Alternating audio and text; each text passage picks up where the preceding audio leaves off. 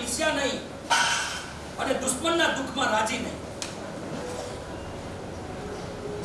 તમને ખબર છે સામેવાળાને માટે કેટલા ક્રૂર તંગ વિચારો અમે કરી લઈએ છીએ.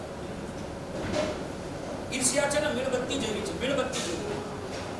જે મીણબત્તીનો પ્રકાશ દિવાલ ઉપર પડે ને એ દિવાલ નાની નથી થતી, પણ મીણબત્તી હર મિનિટે નાની થતી જાય છે.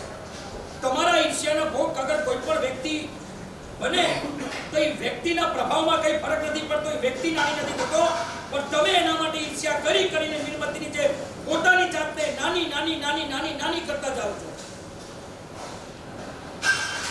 આમાં એક નાનકડી વાત તમને મારે કહેવી છે, બહુ ગંભીર વાત. બે ક્ષેત્રમાં તમારે આ વસ્તુમાં માનવું જ પડશે. મિત્રના સુખમાં ઈર્ષ્યા નહીં અને દુશ્મનના દુઃખમાં રાજી નહીં. આ બંને ઈર્ષ્યાના રૂપ છે. જો તમારે કોઈ પણ દુશ્મન હશે ને એના સુખ તમે નહીં જોઈ શકો અને જેવો એના જીવનમાં દુઃખ આવશે તો અંદર રાજીપો થઈ જશે, બહુ સારું થયું, આજ લાગનો હતો. અને તમારો મિત્ર હશે, અરે છોડો મિત્રની વાત છોડો, હું તમને બીજી એક વાત કરું. સગા ભાઈનું પણ તમે સુખ નથી જોઈ શકતા, મિત્રની વાત તો ક્યાં દૂરની છે. સગા ભાઈ બિઝનેસમાં પાછળથી એન્ટ્રી કરી હોય અને પછી જે 5 વર્ષમાં એને જે રન કરી હોય, એકમાંથી 5 દુકાનનો માલિક બની ગયો હોય, 2 ફ્લેટમાંથી 5 ફ્લેટનો માલિક બની ગયો હોય, તમે હજી 2 ફ્લેટ ને 2 દુકાનમાં હો અને સાચું હૃદય પર હાથ રાખીને કહો મારા સાહેબ 100% મિત્રના સુખમાં હજી ઈર્ષ્યા થાય છે, પણ ભાઈના સુખમાં ઈર્ષ્યા નથી.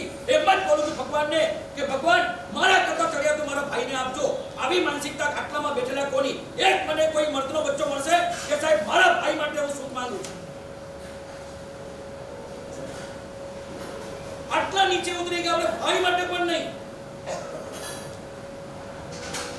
અને અમે એ હદે બેશરમ બની ગયા. તમને આજે મને કહેવા દો આ વાત, બહુ દુઃખ સાથે કહું છું. 1.5 કરોડનો જિનાલય બનાવવાનું અમને સૂજે છે, પણ મારા ભાઈનું મકાન સારામાં સારું લઈ આપવું એ અમને નથી સૂઝતું. એક જ કુટુંબમાં 2 ભાઈ રહેતા હોય, એક ઓલો 1 BHK માં ભાડામાં દર વર્ષે ઘર બદલીને હેરાન થઈ ગયો હોય, તમે 4 BHK માં મજેથી રહેતા